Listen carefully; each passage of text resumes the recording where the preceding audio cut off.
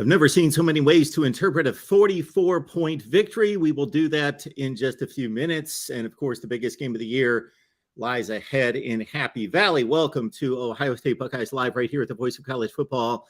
Before you get settled, please like the video, share these videos out on social media, subscribe here as well. Kevin Noon's here to break down the Buckeyes. Steve Hellwagon awaiting in the wings. Kevin, appreciate you being here. You can catch Kevin's work, of course, at Buckeye Weekly. Buckeye Huddle. Yes. Sorry, we're pointing everyone to Tony Gerdeman's platform. I mean, we do want to do that, but not if they're looking for me. And so, Buckeye Huddle, everyone. Catch Kevin right there, the Big Me podcast as well. Well, I've never seen so many negative observations out of a 44-point victory, but I saw them concerning offensive red zone struggles, running game, those two in particular. You can't say much about the defensive effort, of course, turning the ball over constantly 6 times. But since we are in the business of being critical, I guess we'll start on the side of what did you take away that needs some improving? Yeah, when you look at this Ohio State game, it was a tale of two halves in a lot of ways, even though Ohio State did win 54-10, 44-point margin, but they got bogged down a lot with a lot of short fields. Their average starting position in the first half was incredible based on Iowa's inability to do anything offensively. And we can sit there and say, oh, short field, but you've got to be able to do things in the short field. And I think a lot of that shows what happened with rushing. They had 30 rushing attempts for 66 yards. Not a math major, but that comes out to a nice, neat little 2.2 yards per rush.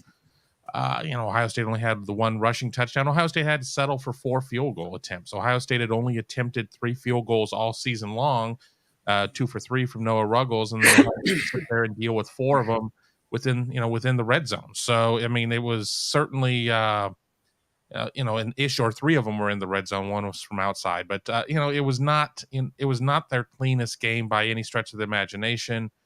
I'm not here to make excuses. I mean, they were coming out of the open week. I mean, there was just probably a little difficult to get up for Iowa, and Iowa plays really good defense, but none of that's going to matter going into this week for Penn State or any of the games the rest of the way through the schedule. I mean, Ohio State's going to have to play better, and I think that if you're an Ohio State fan, you should take some solace in seeing the adjustments that they made in the second half, and things, not necessarily the running game got any better, but, it seemed that they found some more success because they were able to adjust to some of the things that Iowa was doing.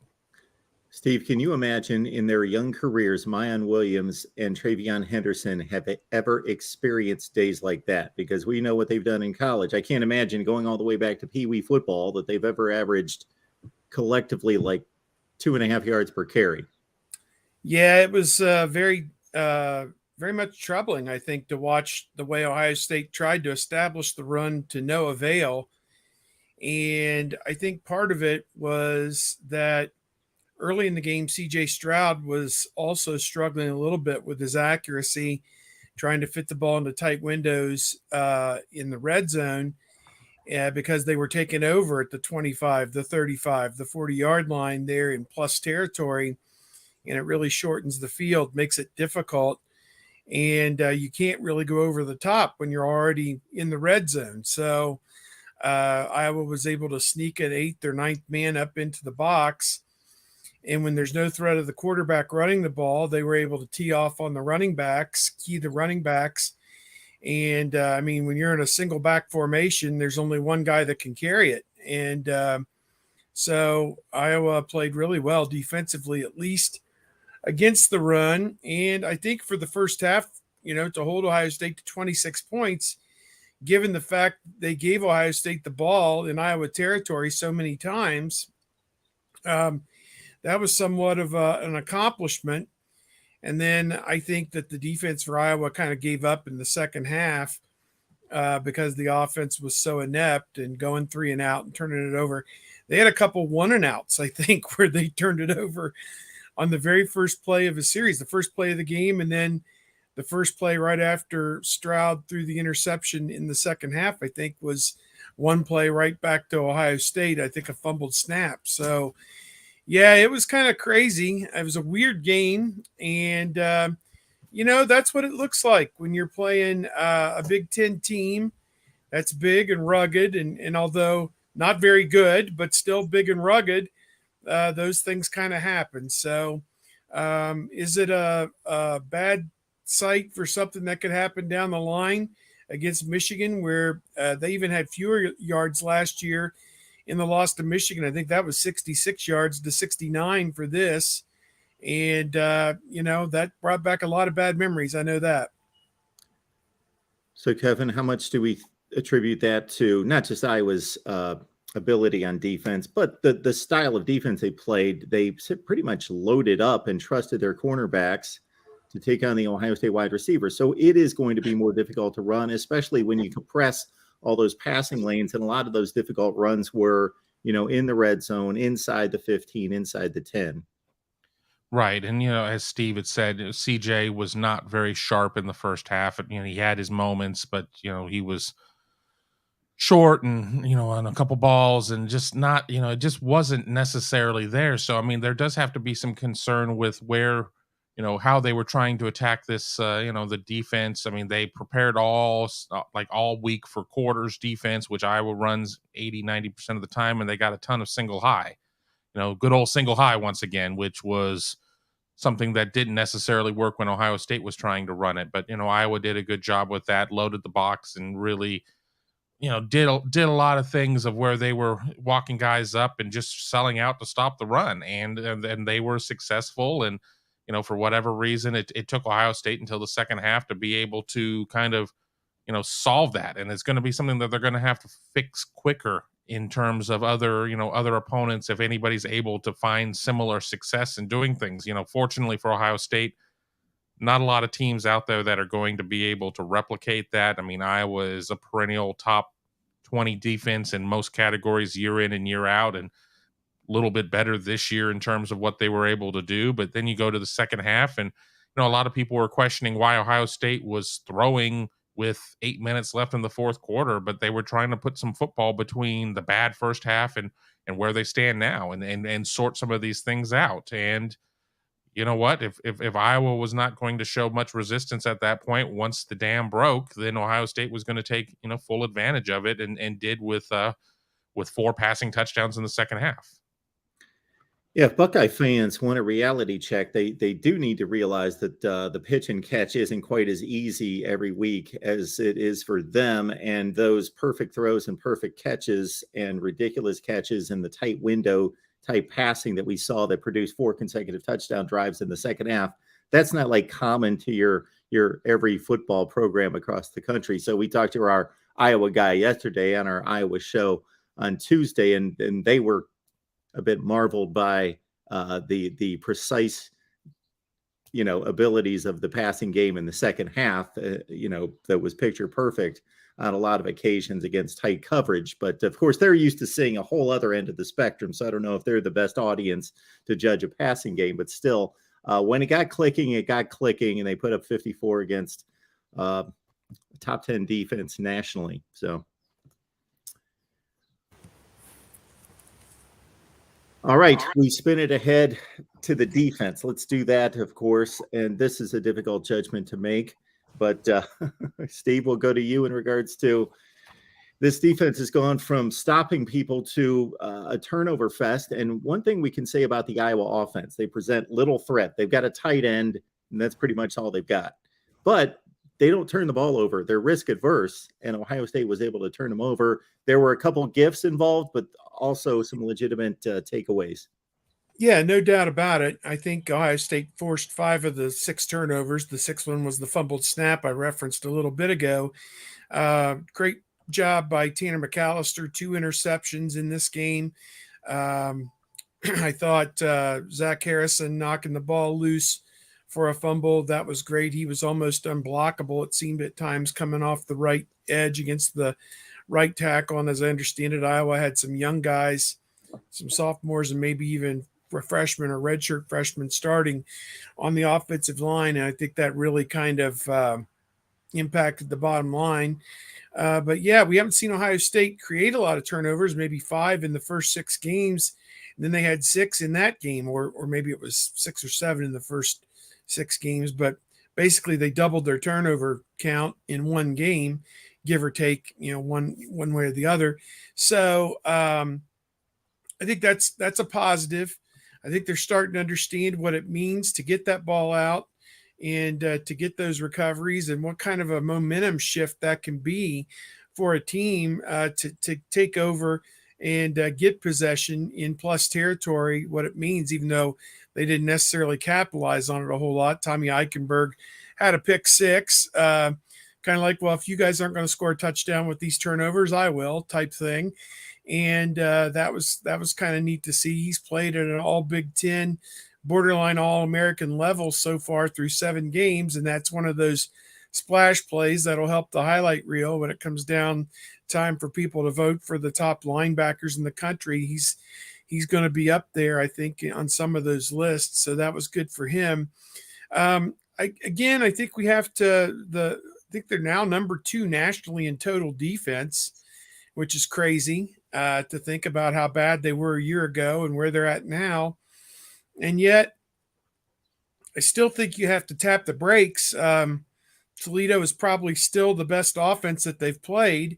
All of the power conference offenses that they've played, the 5 of those teams, Notre Dame plus Wisconsin, Rutgers, Michigan State, and now Iowa, are terrible on offense, probably all in the bottom 40 or 50, 60 maybe in total offense nationally. So you really don't know what you have until you go up against a quality offense, which Penn State, as I flip through my notes here, just bear with me 1 second. Penn State scoring offense is 39th at 33 points a game, and total offense, they are 49th at 423 yards per game. So they are by far the best offensive team that Ohio State has faced in terms of statistics. And I think that Penn State is at their best, like they were maybe last week, where they have great balance, where they're not leaning on Sean Clifford to go out and throw the ball to beat a team, and they're not relying entirely on the freshmen. I think it's Katron Allen and Nick Singleton to go out there and run over opposing teams. They can get some yards, and that's great, but they're at their best when they're balanced. So going into Penn State, it's going to be a little bit more of a challenge, I think, for this Ohio State defense.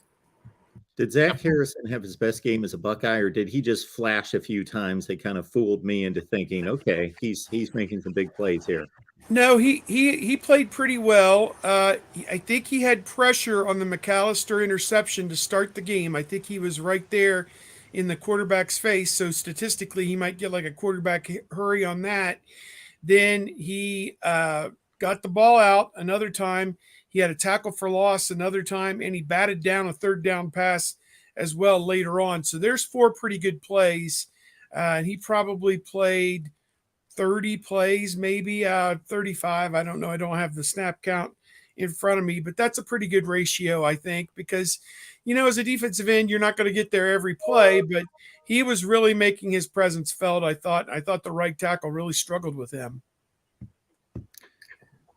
Guys, the CJ Stroud narrative nationally is everybody looks at the highlights in the stat sheet. And if you look at the highlights, of course, he's going to throw 3 or 4 or 5 or 10 balls a game that are going to be, wow, okay, he's on it. He's probably the best.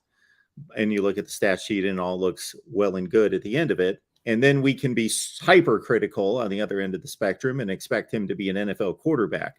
Where does this lie in your eyes, Kevin, in regards to where CJ Stroud and his progress has developed to this point? Well, first I see Ed Rogers' question about will he run on Saturday. Well, he hasn't before, so I don't know why we think he's going to now.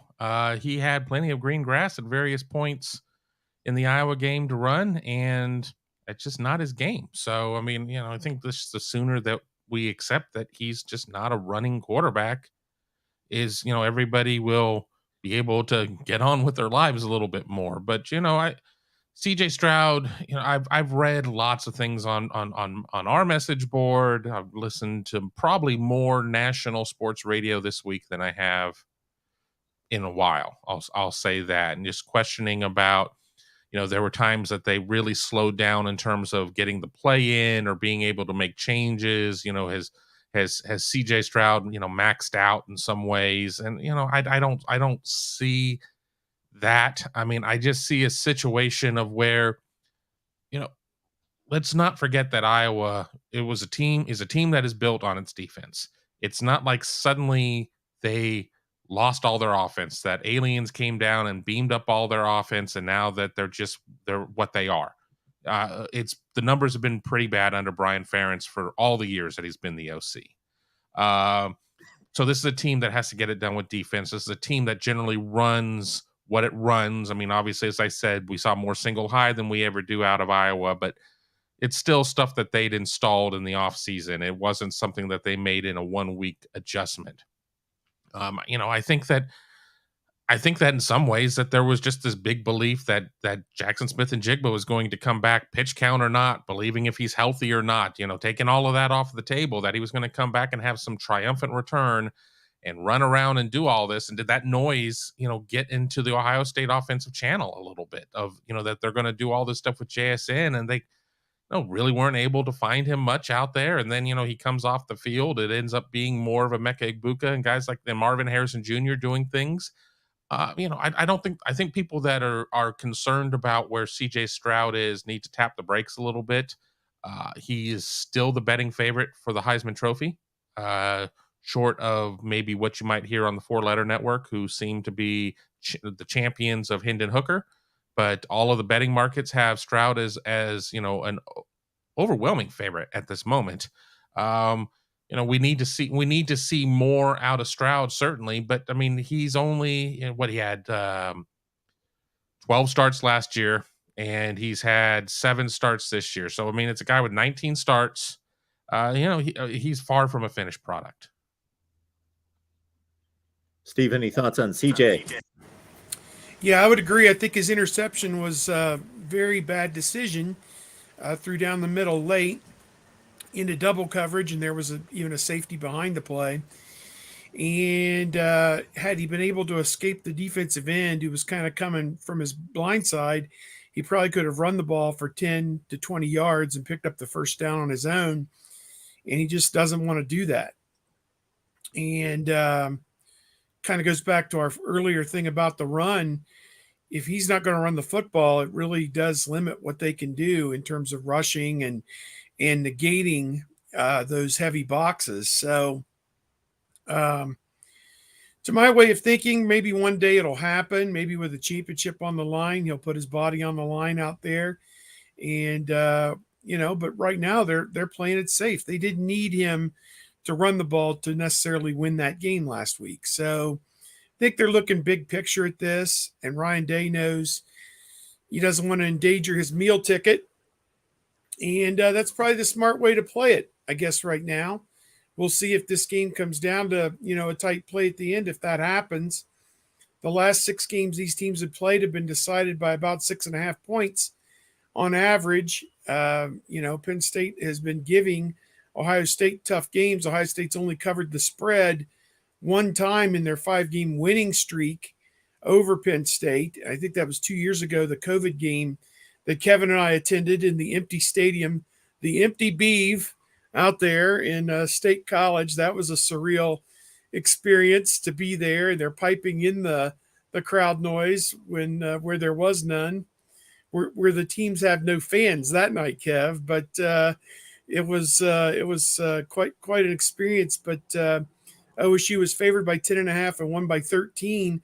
Otherwise, Penn State has played them right down to the nub the other 4 games in this 5-game winning streak. So if you go out there, particularly thinking, this is going to be another one of those pitch and catch CJ Stroud 5 touchdown, 300-yard games, I'm not sure that's the case. The strength of their defense is their secondary with Joey Porter and some other guys. And so Ohio State's going to have to go out there, move it station to station, play great defense, and earn it, is my feeling. But I honestly haven't come up with a score yet. I'm kind of torn right now on how that's going to go. But, Stroud is the one thing I'll say about him is he'll pass up those yards running the football, throw a bad interception, and then he'll come back and make 6 of the most amazing throws you've ever seen in your life to atone for it. And that's what he did when he led those 4 touchdown drives late. I've got Penn State's numbers here, and it's kind of interesting because they're number 5 in the nation in pass efficiency defense, but they're 79th in the nation in passing yards allowed. So, it leads you to believe that they clamp down when they need to clamp down, and they certainly have guys out there, as Steve had mentioned, with Joey Porter Jr. and Jair Brown and Kalen King. Their secondary is very solid, but I think the biggest difference between this Penn State team, not to jump ahead, and previous Penn State teams is this one has a running game, and that's really where the difference is. I don't see huge appreciable differences in terms of where they were last year. I did pull up their numbers. They were a little better through 7 games going into the Ohio State game, which happened to be week 8 or game number 8 for them in that season too. They were about 6 points better in pass efficiency defense. Ohio State has seen this team before. They know what they're capable of. A difference is going to be the Manny Diaz defense. And, I think a lot of people have gotten much more concerned about seeing Penn State after Minnesota, a Minnesota team that did not have Tanner Morgan, its starting quarterback, had a redshirt freshman out there that I think went through 15 passes or something like that. Everybody keyed in on Mo Ibrahim. And honestly, it was a 3-3 game after the first quarter. It was still a competitive-ish game going into halftime. And then much like Ohio State, Iowa, the dam broke at halftime, and then Penn State was able to just kind of score at will down the line. So, I don't think that this Penn State defense is as good as the one that we saw against Minnesota, and it's not as bad as the one that we saw against Michigan. Yeah, I think it's probably a top 15 to 25 team in the country.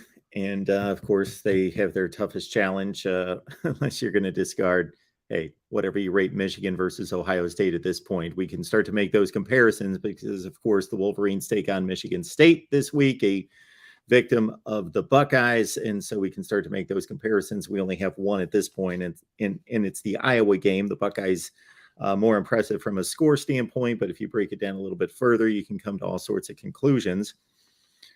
Penn State in the secondary. I will say this, Kevin, you break down the numbers as of a week ago. I don't know how much the Minnesota game changed this because, the redshirt freshman, I think, only threw 22 passes, 9 for 22 in that game, but they were giving up also the most pass attempts per game, which is obviously going to swell that total yardage figure. That's going to bring down your passing defense if you just look at the total numbers versus, again, the efficiency is much better for them. And I do think they've got the best secondary in the conference. And I for as much as the game's won in the trenches, and of course we'll talk about that, both sides wide receiver secondary matchups intrigue me because obviously the Buckeyes are elite at the wide receiver portion of this. Penn State, I think, has the best secondary in the Big Ten, at least, if not one of the top 5 to 10 in the country. And then if you flip it, Penn State provides with Parker Washington and Mitchell Tinsley, the tight end Brenton Strange, some obvious passing threats. Maybe they're not quite to the level of a Hamler or Dotson, but I think they're very close against an Ohio State secondary that's played well, but been the weakest portion of the defense so far. I mean, I wanted to talk a little bit about Sean Clifford, and he's going into his 4th start against Ohio State. Through 3 starts, he's 63 of 99, 4 touchdowns, 2 picks, 713 yards. Most of those coming last year when he threw for 361 on 52 attempts, because Penn State also had 1.14 yards per carry on the ground, 29 carries for 33 yards. Ohio State has sacked him 10 times. And, it's been a minute since Ohio State has had a consistent pass rush. and they sacked him 4 times last year. They sacked him 5 times in 2020, and then 1 time in 19.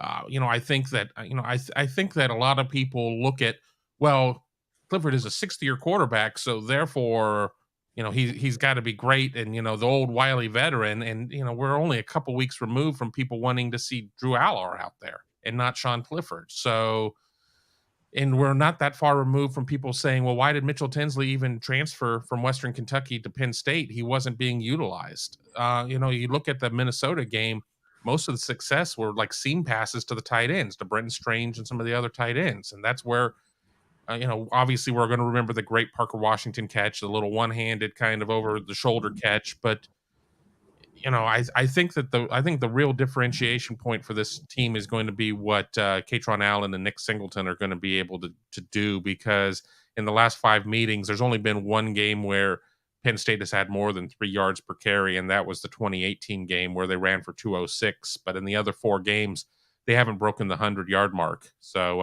it'll be interesting to see. Yeah, I would echo a lot of those same sentiments. I think that Clifford is a veteran player, and I think that the Michigan game got away from them, obviously, and there were people calling for his job, to be replaced by Aller after that game. The first half of that game, they were terrible, and yet they were only down 16-14 at halftime. And then they kick a field goal to go ahead 17-16 to start the second half, and then they just got blitzkrieged after that. Michigan woke up and played some really great football over the final 25 minutes of that game to win it, going away and blowing Penn State out. So, and Clifford was kind of dinged up in that game, and Aller really had no chance, when they put him in there. So, I don't know. As I said, the past history tells us it's going to be a tight one, a good game, a close game. Ohio State is just keep coming back, is largely untested, just really hasn't played anybody. That's, only maybe 2 teams with winning records at this point, with Notre Dame now inching ahead to 4-3 after beating UNLV. And I don't know who the other one is, Toledo, I guess. I don't know, but everybody else is 500 or a game under. So, or 2 under. So, I want to see what they do. Here's Penn State. They played Auburn, and we can crap on Auburn all we want, but they have SEC talent. They have big 310-pound linemen. They have, Penn State's been at war with a big physical team, and they handled that pretty well, pretty easily. So, to discount them, as I say, I think the Michigan game was a little bit of a misnomer, but again, Michigan just kind of played bully ball with them. So I don't know. I'm torn on this one. As I said, I can't come to a consensus. 31-20, 38-20. Stick it somewhere in that range, maybe. I don't know. That's kind of what I'm looking at. Auburn is horrible this year. I know, but they are horrible. They've got bodies, though. They've got bodies. They didn't have a quarterback. I think they did have maybe who was still supposed to be their number 1 quarterback. They're down to, like the janitors out there playing at quarterback for them right now. It's not a good situation. But what I want to say is we need to, and by not we, I don't mean the 3 of us, and I don't mean Ohio State people or whatever. We have to make a decision right now. Is Penn State good or is Penn State bad? Because if Ohio State goes out there and rolls Penn State 42-20, 42-21, whatever, the people are going to come out and say, well, Penn State wasn't good anyway. And once again, the best team that Ohio State has faced is Toledo, yada, yada, yada, and we'll be there. So, a decision has to be made by the national consensus of Penn State is good or Penn State is bad. And then, with whatever comes out of this game, you make the decision, and the Ohio State narrative goes from there. Whether or not it was, okay, finally Ohio State's been challenged and played a decent team on the road, or it's, well, Ohio State just, the Big Ten's crap, and Ohio State is, Ohio State and Michigan are just playing out the string until they get to dance at the end of November. I doubt if I'm going to see too much that's going to change my mind on Penn State, because I'm pretty sold on certain areas of their team. And I think I don't know if they're question marks, but I just don't think that they're going to ever be extremely good this season at particular aspects of the game. I think the offensive line has been upgraded tremendously, but it's still not elite. It's not a great offensive line. These two freshman running backs, especially Singleton, are really, really good. Should they be better as sophomores? Can they handle this kind of situation? Well, they went to Ann Arbor and they played okay. They weren't the issue. They went to Auburn and rolled up 245 yards rushing. So I'll kind of split the difference between you two when it comes to Auburn. Auburn's hung close with LSU. They've beaten Missouri. They're okay. They're not that good. Ooh, Missouri. Well, Missouri hung with Georgia, so we could always kick the can down the property road. Doesn't work. This isn't 8th grade math. You can't. Well, so and so did this against so and so. That's not how it works. Well, if you throw it all together, yeah, Auburn's not a good team. Absolutely, they're not a good team. But on the schedule, against what Ohio State's played, that's like Penn State. How good is Penn State? I'll go right there along with you in terms of, yeah, people are going to form whatever opinion they want, which I'm guessing most people are going to form it as Penn State's not that good, because they went to Ann Arbor and they didn't look good. So that can't be taken away. So if Ohio State looks great, it's going to get flipped on Penn State not being very good. Although my personal opinion is that they're a good football team. Not great, not elite, not playoff caliber. I think they're good. I don't think there's any question. They've got talent all over the place. They've recruited in the top 10 to 15 in the country, and more recently better than that. So I think they're capable. They have their warts, but I think they're the third best team in the Big Ten. Which is an indictment of the Big Ten. Yeah, there's only 4 good teams in the whole Big Ten. So yeah, it's and I'm stretching that to give Illinois at 6-1, that distinction. But somebody has to win the West. Yeah, somebody has to win the West. Well, Illinois is going to put a stranglehold on it Saturday night against Nebraska. Unless Nebraska wins, unbelievably, they would be tied for first place. Can you imagine? It's unbelievable. Gross. Yeah, it's a mess over there. It is a mess. Or Illinois. Scott Frost left them a loaded cupboard, Or Illinois runs the table and goes to the playoff. How about that scenario? 12-1. I'm not saying that's going to happen by any stretch, but you're putting a lot of faith in Bert. It's there. Hey, there's one scenario making the rounds. If Penn State were to beat Ohio State, what happens in a 3-way tie at the top where they're all 1-1 against each other? And I believe what prevails, this is crazy, is the team whose combined records of their Western Division opponents that is the best gets the nod and gets to go to Indianapolis for the championship game.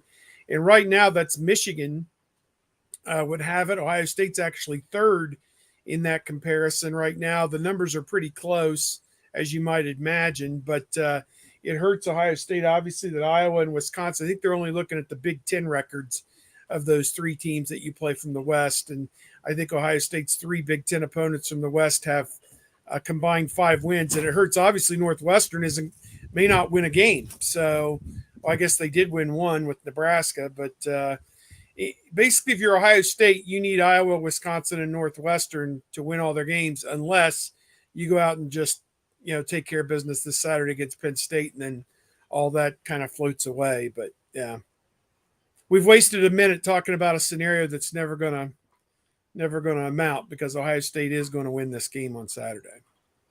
Now you can take that snippet at the 33-minute mark and run it back next week, I guess, if I'm wrong. Well, I know that in the offseason I was playing the law of averages and picking Ohio State to go 11-1 in the regular season. So, and I was not picking them to lose to Michigan. So this would kind of be the one, but I'm not necessarily expecting it now that we're here. Just playing the law of averages.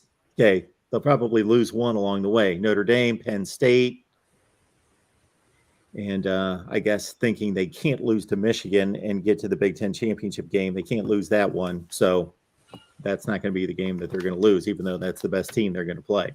So You don't always lose to the best team on your schedule. All right, we've got a few notes concerning some players coming back or switching positions. We got Jackson Smith and Jigba. Steve, back healthy, ready to play, or hopefully healthy and ready to play, but will be playing this Saturday, we're being told. I don't know. I don't know what to believe about that, because I was at the stadium, saw him go deep on that pass route and come up lame, and never went back in the game, and was trying to run as if the play count thing that they tried to tell us wasn't a factor.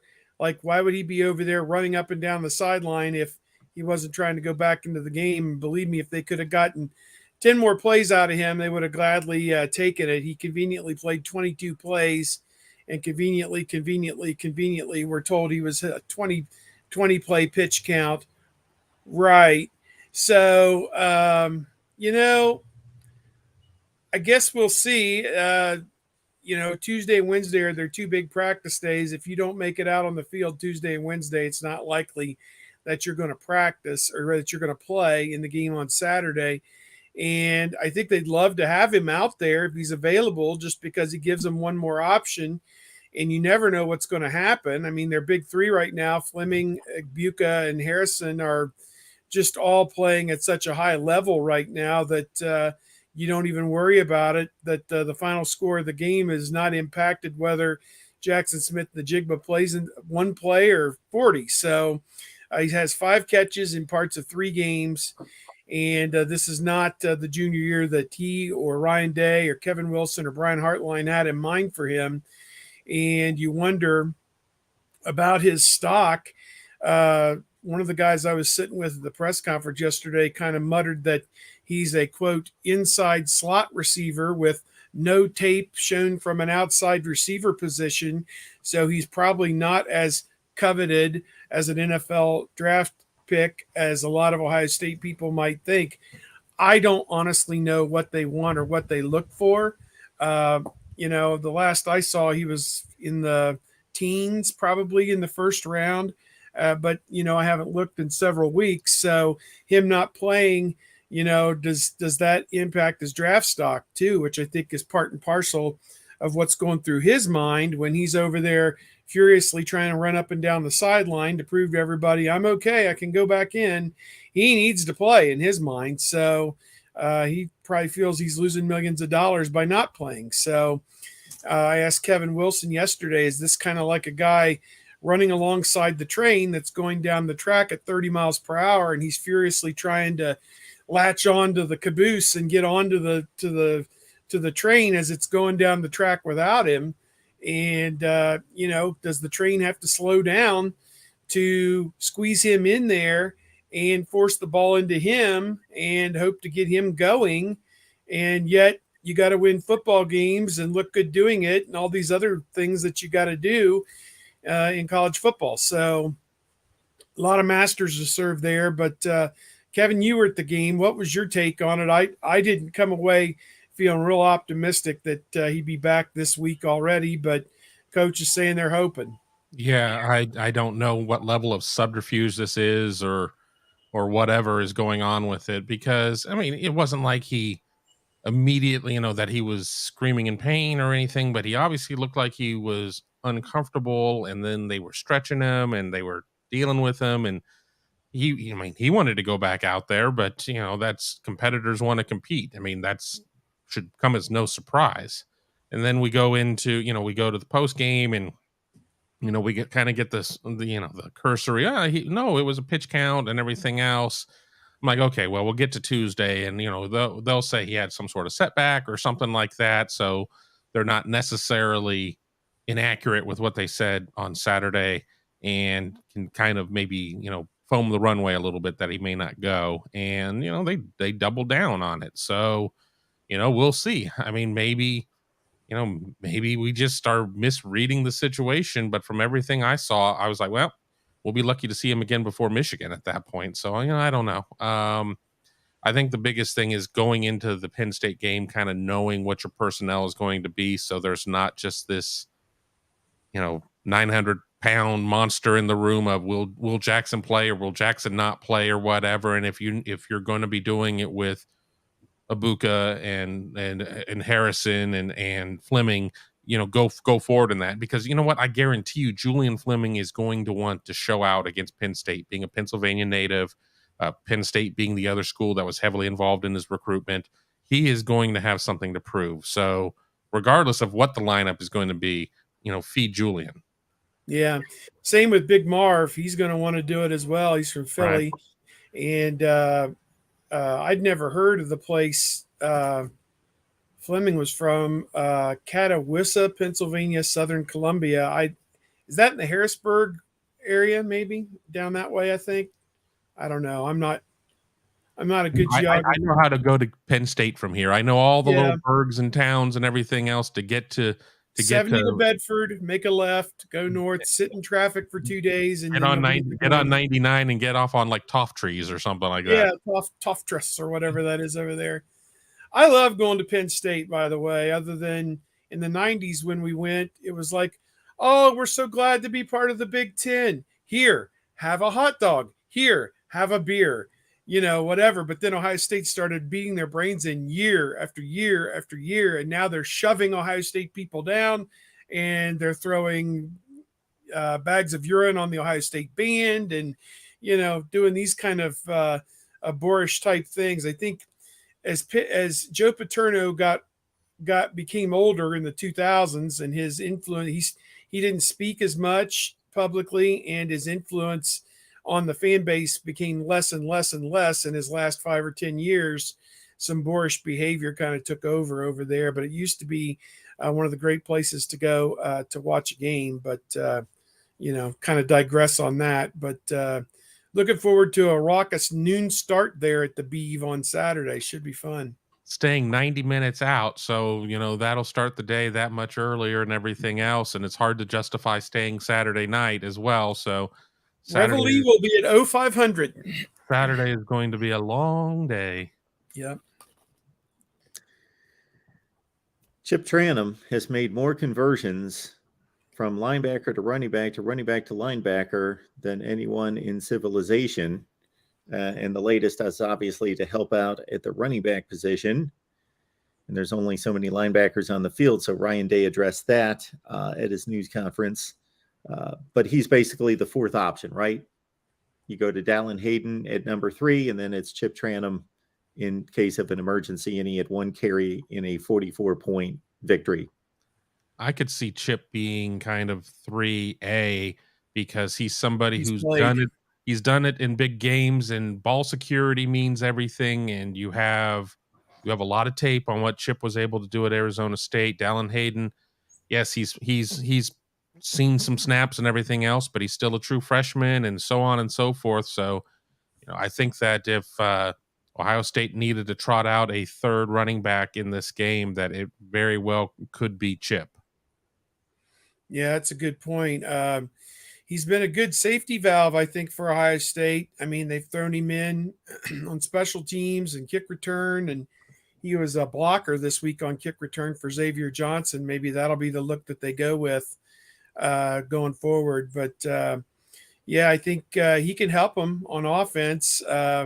He played offense at Arizona State and wanted to come first get out of Arizona State because that was a sinking ship, as we've seen.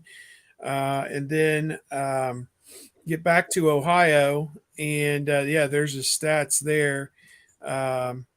He played quite a bit there. So, if it comes down to where they need him, to save the day, then you wonder if all hope's going to be lost by that point anyway, because, Henderson and Williams are your 2 guys. But, I'm interested to see if he gets that opportunity, what he does with it.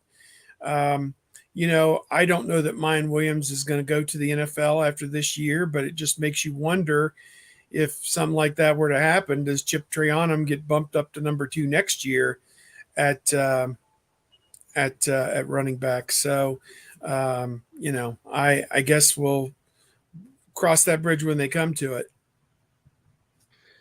Ryan Dawes, thank you so much for the super chat. Appreciate that, sir. Good morning. If Ohio State's defense plays half as well against Penn State as they did against Iowa, what does the game look like? Well, I don't know if we want them to play half as well, but anyway, we get the point. What do you think about that, Kevin? I mean, I think that Ohio State certainly. I think Ohio State fans would be disappointed if the defense didn't play at least half as well as they did against Iowa, and that doesn't sit there and say, well, six turnovers forced turns into 3 or whatever. But I think we kind of know what this defense is about. Now it's a matter of being able to get out there and make plays against guys that are trying to move the ball. I think it's really going to come down to what the running backs are going to be able to do, mostly Singleton. I know Allen is getting a good run as well, but Singleton's kind of the guy that I'm looking at for Penn State. If they're able to contain him, if they're able to shut the run down and force Sean Clifford to try and beat them via the pass, we've seen that show before. We know what that looks like. So I think that, I still am in the mindset that I think that Ohio State not only wins, but I think Ohio State covers. I'm not saying that it's necessarily going to be some sort of dominating. We've seen Ohio State win 63-14. We can go back a little bit before that, and Penn State won one of these 63-14. I'm not going to say this is going to be a 63-14 type of game, but I think Ohio State has everything to prove here and has heard all the noise and heard all the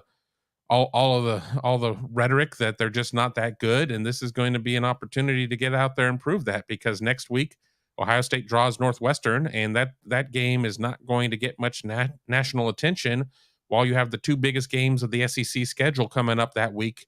So Ohio State needs to really throw out its calling card right now. And while I say, coaches are going to be like, I'm not concerned about style points, I just want to win the game. If Ohio State is capable of having some style points this week, they need to absolutely go for it.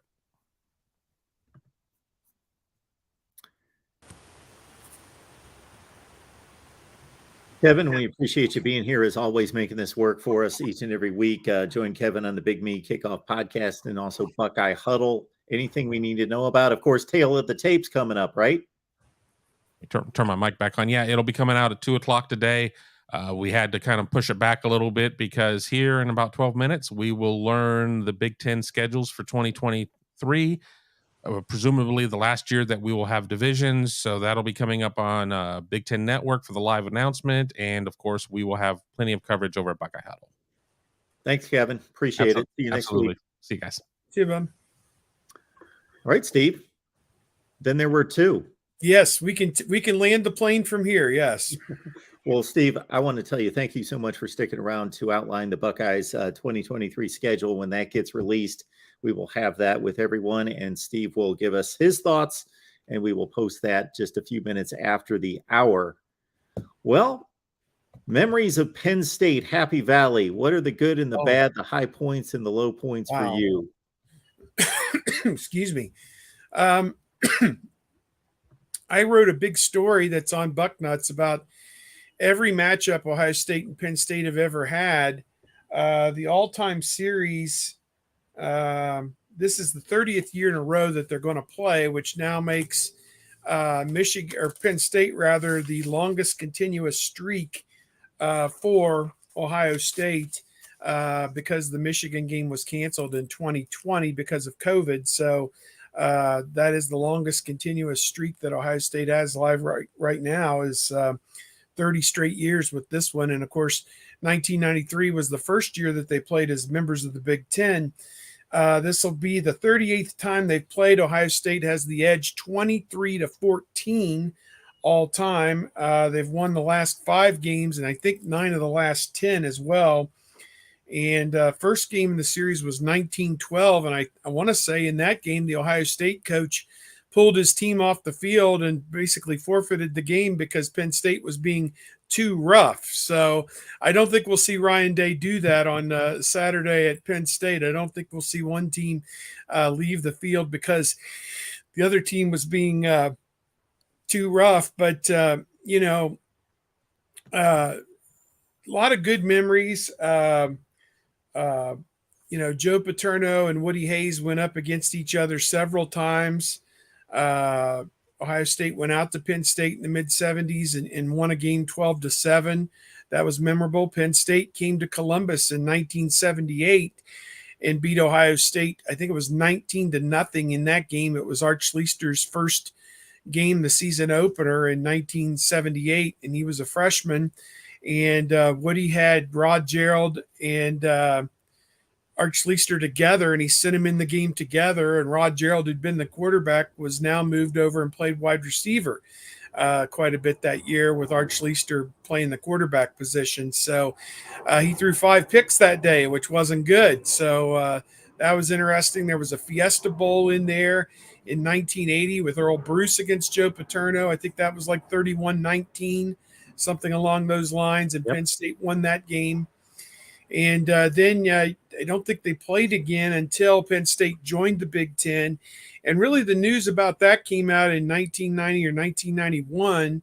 Penn State had always been an independent and had always played, Pittsburgh and to a degree had played West Virginia and Syracuse. And, a lot of those teams were kind of loosely affiliated, Boston College, Notre Dame, a lot of these type schools on the East Coast. They had played on an annual or almost regular basis. And I think Penn State was looking for scheduling certainty. I think they were looking for revenue certainty.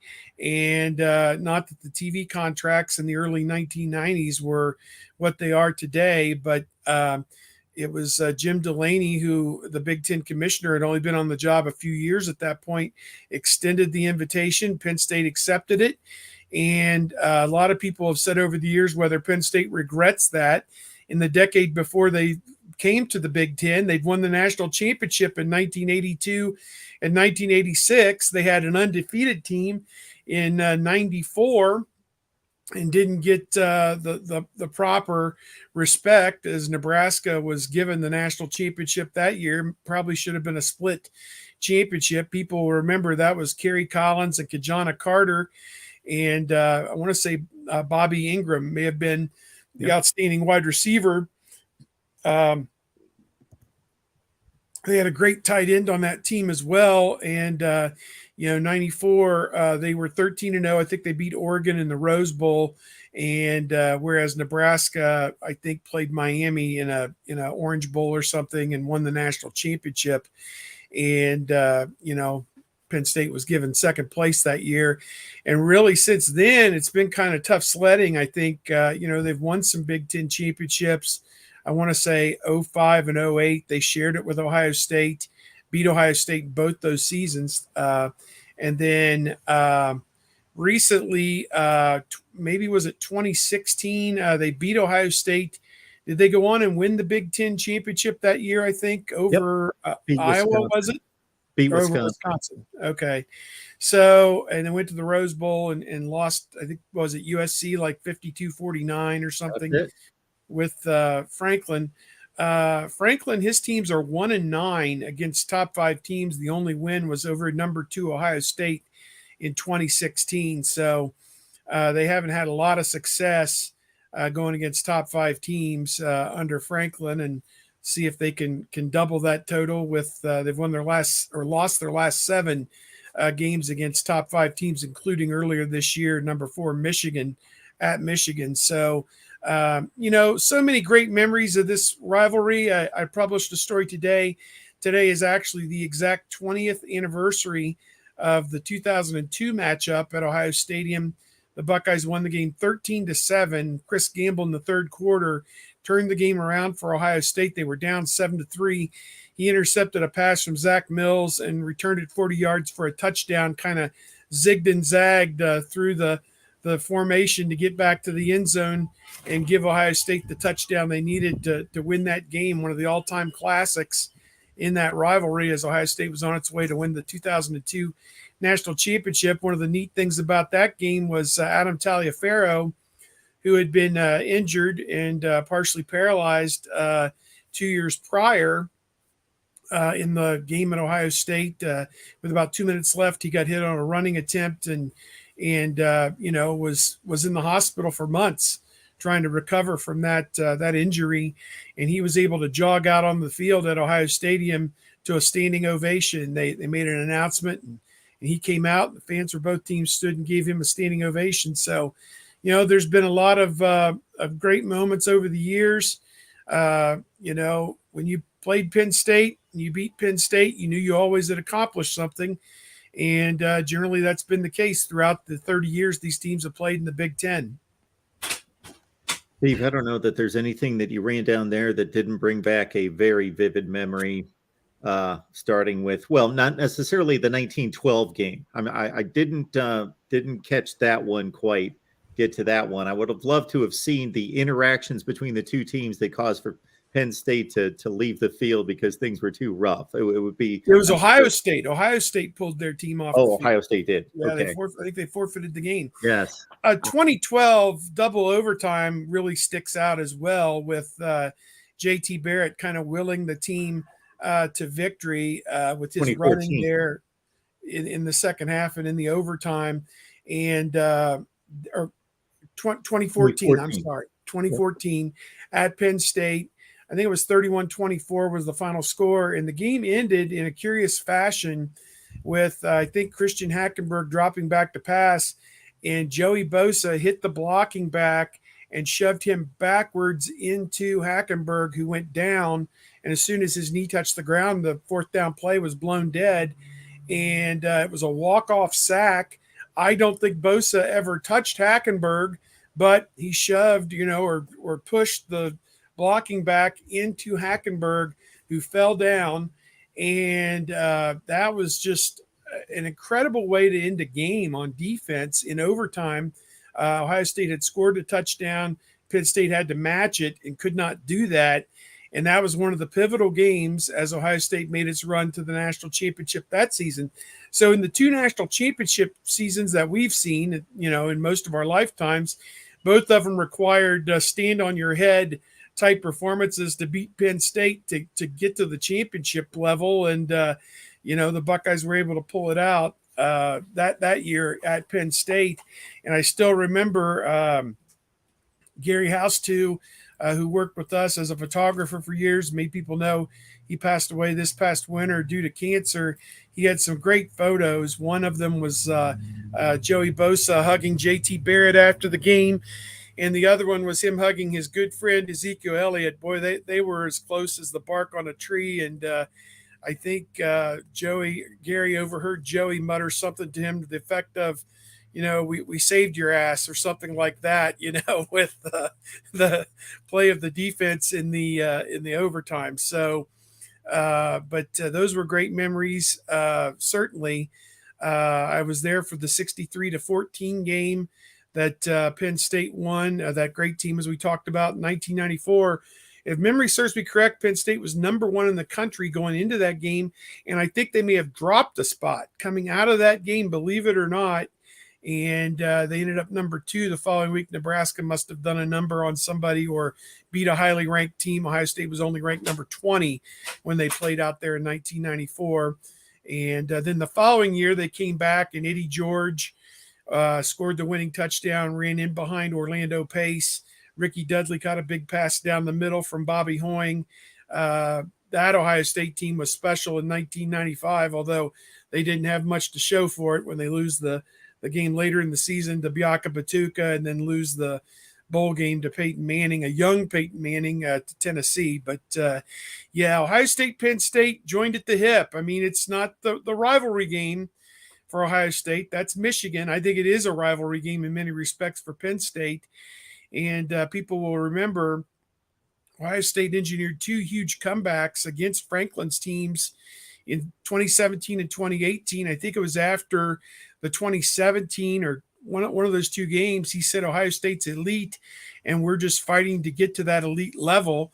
And those comments were brought back to him yesterday, now 4 or 5 years later down the line, and asked about, are you still chasing to be elite? And he used it as his opportunity to basically put the new president, I'm going to go inside because we're getting the horn here, the new president, the new athletic director at Penn State on blast in his constant quest to get better facilities at Penn State. He thanks Sandy Barber, the former athletic director. I think she may have been the one who hired him, but he is definitely on the prowl now to get upgrades. for the facilities at Penn State, and used that question as his impetus to put the hierarchy on blast. That hey, we're making you hundreds of millions of dollars over here. You need to feed the monster, because the other schools in the Big Ten have better stuff than we do. I'm going to step out just 1 second to shut the door. Absolutely. So we've got a few programming notes to let you know. Steve's hanging on because the Ohio State 2023 schedule release is coming out in just a few minutes. We're going to post it. We've got it in our hands, but needs to be released in terms of to the media and them given the permission to go ahead. So we will do just that in just a few minutes. So about 5 after the hour, 5 afternoon, we will break down the Buckeye schedule for 2023. Also want to remind everyone that our buddy Pat Murphy stops by from time to time every couple weeks or so from Bucknuts as well. And Pat and I are getting together at 2 o'clock. So we just figured, hey, why not go live, take some comments and questions from all of you. So special edition of Buckeyes Live here at the Voice of College Football with Pat Murphy coming up at 2 Eastern. And then Penn State folks, we're going to give you your shot as well, of course, fair and equal time here at the Voice of College Football. So our Black Shoe Diary guys at SB Nation stop by tonight at 8:30 to talk Penn State with us from the Penn State angle. All right. Yeah, so many memories. And I actually checked out Art Schleicher's numbers against Penn State in not the 5 interception game, because he went on to throw 4 TDs that season, Steve, and 21 picks. Oof. I mentioned that number, him being my favorite player in the history of Ohio State football, and certainly those were my formative years. So of course, those favorites never die. I throw that number at my son, who just can't imagine, quarterbacks posting those kind of numbers. But then in 1980, I remember this being kind of an aerial circus for its day. Schleicher threw for 244 yards in the first half against Penn State in the Fiesta Bowl, but then Penn State roared back to win that, as you mentioned, 31-19. Were they ahead 19-10 at halftime, maybe, and then got blitzed in the second half? I know it was as much as 19-7 in the second quarter in that Who one. was the quarterback for Penn State? Was it Fusina or was it Blackledge? That was Todd Blackledge.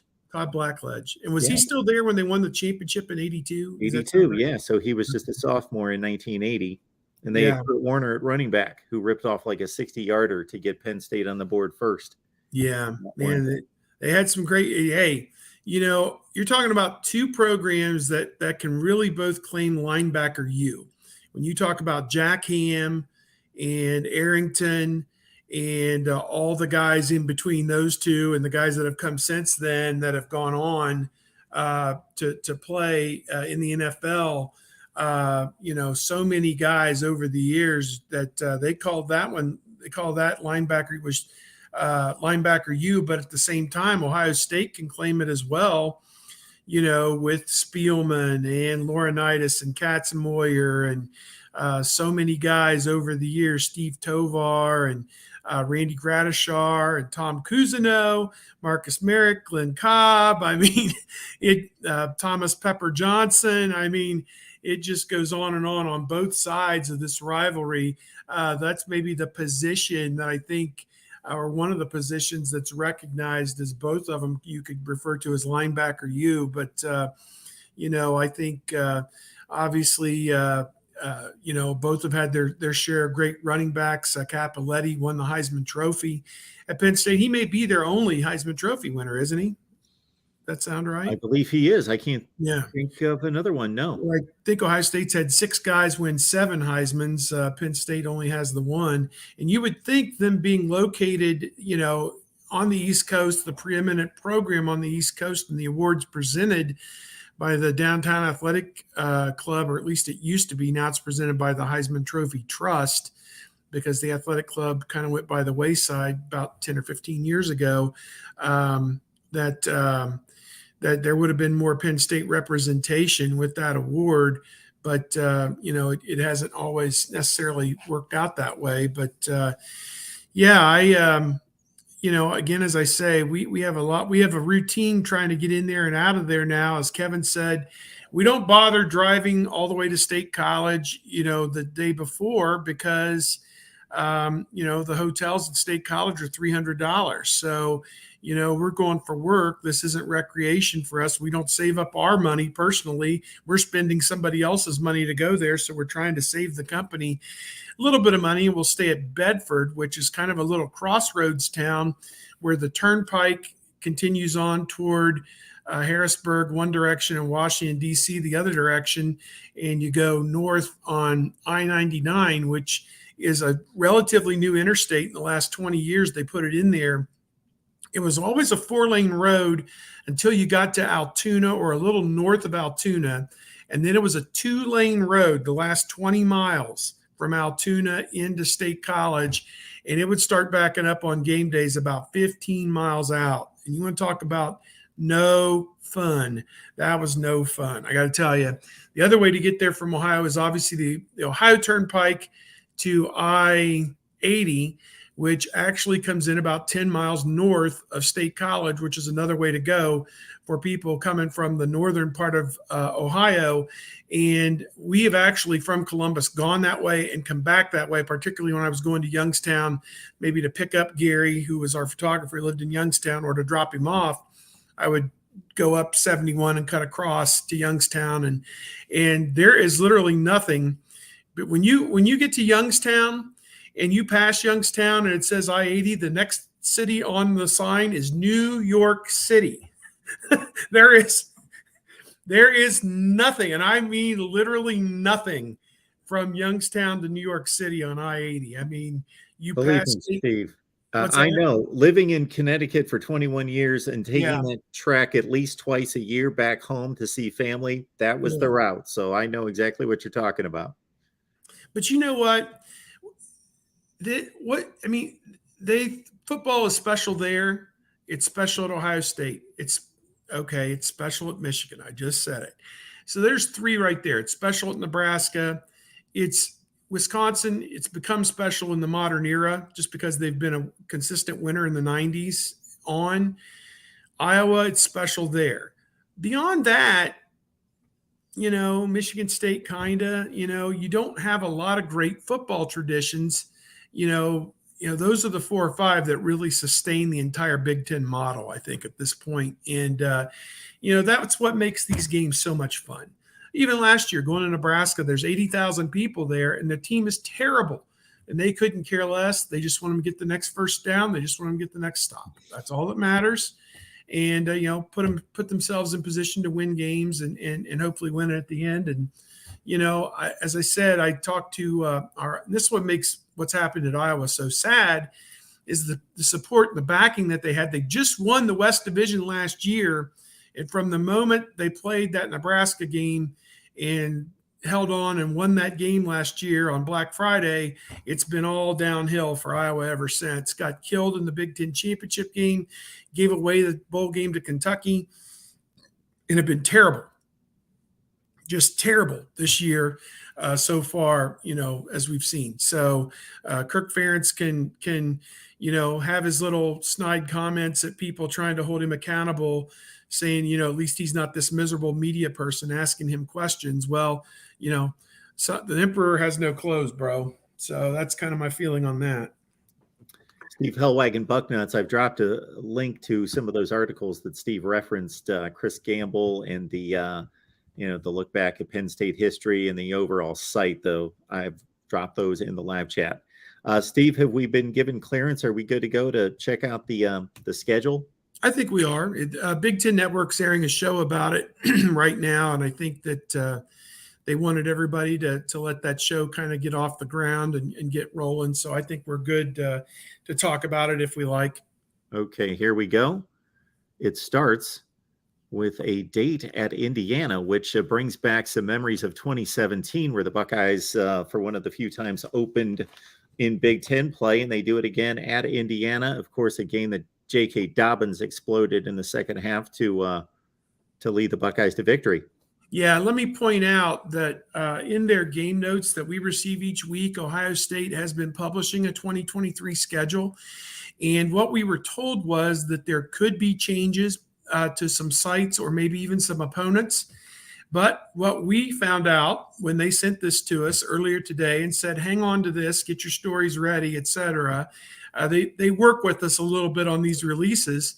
This is identical to what they've been having in their game notes. The entire schedule is basically no changes from what's been out there publicly on the Ohio State website. So what Gene Smith, the athletic director, and Kevin Warren, the commissioner of the Big Ten, have said about Big Ten scheduling is that they want to go away from scheduling in 4 and 5 and 6 year blocks and instead release the following year's schedule in October. So that's what we're getting in the habit of right now. They're releasing this schedule. And there may be, of the other 14 teams or 13 teams that are going to play in the Big Ten next year, there may be changes on some of those schedules, but I'm not aware of it. All I know is Ohio State is exactly the way that they put it out originally. So, but they want in the future to be able to 14 months out, if say UCLA, let's just as an example, is swinging up, they want to be able to match them with all the other top schools so that you have, top matchup games. They want to spread out all those top matchups throughout the whole season. I don't know. I know Kevin said he doesn't feel like there'll be divisions going forward. Gene Smith is anti-divisions. I think it's probably 50-50 whether there will be divisions or not. Those schools in the West probably would never be represented if there weren't divisions because the top two are probably going to come from Ohio State, Penn State, or Michigan, 5 out of 6 years. 2 of those 3 teams are probably going to be in the championship game most years. So, with 16 teams, you spread the wealth a little bit. And honestly, the Indiana what would it be? The Indiana-Illinois state line would be a perfect divisor. You would put Purdue over in the East and put USC and UCLA in the West, and you would have eight schools in each of the 2 divisions if you did it strictly by geography. But again, that limits how many times USC is going to play Michigan and Ohio State, which, you didn't add them to not have USC and Ohio State and Michigan play each other. So a lot of moving parts on all this. But one last thing about that opening game, September the 2nd, I asked Jerry Imig, the sports information director, today. I said, is there a chance, have they moved any of the games for the season next year already to Thursday or Friday nights? Because they opened out there, I think it was on a Thursday night. They opened on a Thursday night last year up at Minnesota. And he said, no, Minnesota will have that next year, I guess, because it coincides with their state fair in Minneapolis that happens that Labor Day weekend, I guess. And so they are getting, I don't know if it's going to be a regular tradition that Minnesota will open the season on Thursday night that year or most years, but it will not happen for Ohio State at Indiana. It doesn't sound like next year. And Ohio State's probably not too excited about moving any games to Friday based off the disaster with Northwestern a few years ago where, oh, yeah, we'll put it on Fox Sports 1, and then the Yankees playoff game got rained out, and the playoffs were on Fox Sports 1, and Ohio State moved a game to Friday night to play on Big Ten Network in a smaller percentage of homes. But, and they don't think they'll ever play a Friday night home game, which, I guess we'll have to wait and see if that ever comes down the pike. I think at some point they're going to have to acquiesce and play some games. But I'll let you continue with the rollout. Go ahead. Now that I've got all that off my chest. Well, Steve, we're big on analyzing schedules here at the Voice of College Football. So we do this on a regular basis in terms of dissecting all this. So the 2 things that jump out to me, the 2 things that I'm looking for, I should say, would be, of course, where's the big non-conference games? So very different than this season's rollout. Notre Dame in game 1, the Buckeyes are going to have 3 games under their belt, including a Big Ten opener before they meet Notre Dame. And then, of course, it's always, who do you play in the West? What's that draw out of the West? And we see it's Purdue, we see it's Wisconsin, and we see Minnesota as an interesting lead into the Michigan game. That has typically been in, a backloaded Eastern Division schedule for the Buckeyes. And when they do play a Western Division, because I think hearkening back to years gone by, Illinois has popped up in that slot before the Michigan game a number of times. But those are the things that jump out to me. Yeah, Youngstown State in week 2. Jim Tressel is retiring as the president as Youngstown State, and I think it was, maybe he was maybe instrumental in getting this on the Ohio State schedule, and I think it's a perfect opportunity. Paul Brown and Woody Hayes have signs inside the facade there at Ohio Stadium. Perfect time to unveil Jim Tressel's sign for winning the 2002 national championship, and also potentially have him dot the I in Script, Ohio would be a perfect time to do that, to celebrate everything he's done for both schools. Western Kentucky, I don't know much about them. I know they've given Indiana some tough games here the last couple of years, and probably the first time Ohio State's ever played Western Kentucky. Obviously, at Notre Dame, just the third time all-time Ohio State will go to Notre Dame. None of us in our lifetimes have seen Ohio State lose to Notre Dame.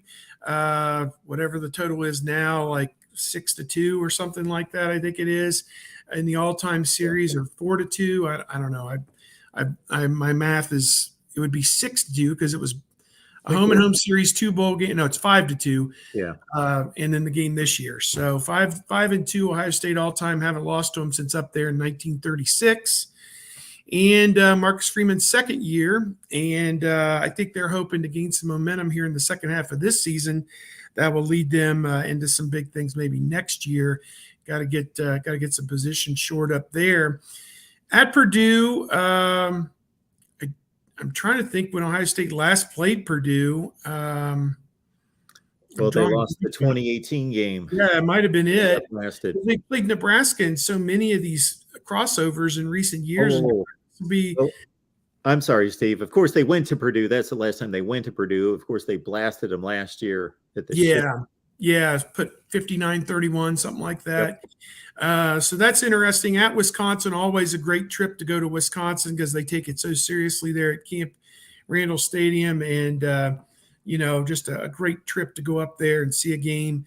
In Minnesota, as you said there at the end, interesting. The Gophers coming in the week before the Michigan game, and Michigan could have the edge next year. Obviously, they'll have the quarterback there, and with McCarthy, I guess he would be in his second year as the starter, whereas Ohio State would have a first-year starter if we're all of the opinion that C.J. Stroud's gone. So, yeah, it was kind of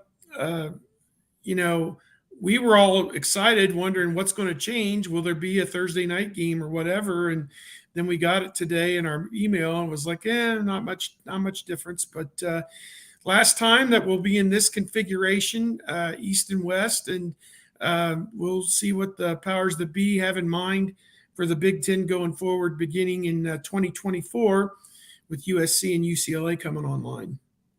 Absolutely, folks. So if you're nostalgic for the past and you like to hold on to such things, of course, take a look at this schedule, soak in the 23 season, because that's going to be the last iteration of this version of the Big Ten. Is every couple decades we get a new iteration of the Big Ten. Of course, the last big change was splitting up in divisions. Well, I guess that was done twice in the span of 4 to 5 years, of course, because they didn't like how they did it the first time with the legends and leaders and confused the nation. And then they redistributed everyone 4 years later, starting in 2014. And then before that, you would have to go back to the Penn State edition back in 1993. All right, Steve, we appreciate you hanging around to give us perspective on this and help us with the schedule release.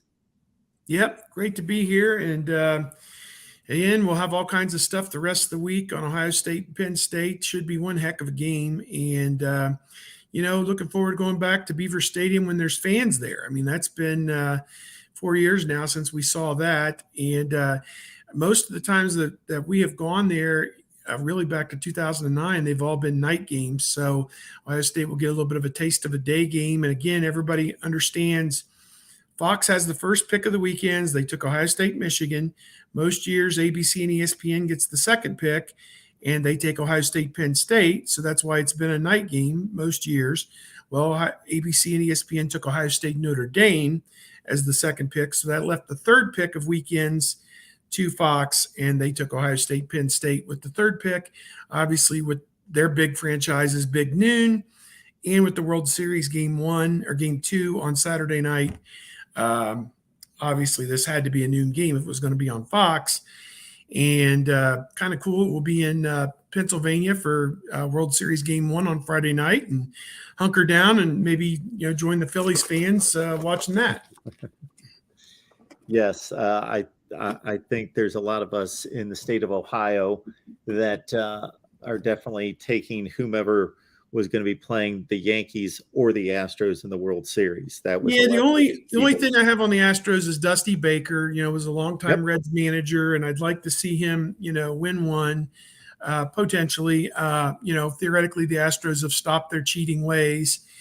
Nick Castellanos was also a former Red on the Phillies, so I got a little bit of rooting interest on both sides. And whatever, if the Reds can't make the postseason, at least watch it here and there, and whatever. So, folks, we're going to be back at 2 Eastern with Pat Murphy to talk more Buckeyes football. So join us back right here, and in 10 minutes on the Oklahoma channel, talking Sooners as they prepare for Iowa State. Steve, appreciate you hanging out, making this happen for us. All right, take care.